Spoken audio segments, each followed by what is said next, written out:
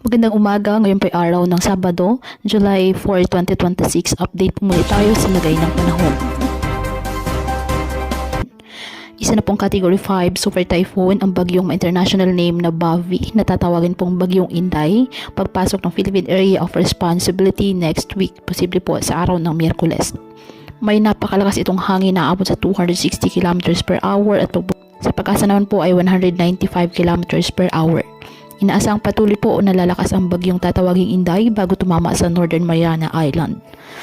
Dahil sa malayo pa po ito, posible pa umangat o bumaba ang track nito. Pero sa ngayon, nakikitang tatama ang bagyo sa Taiwan.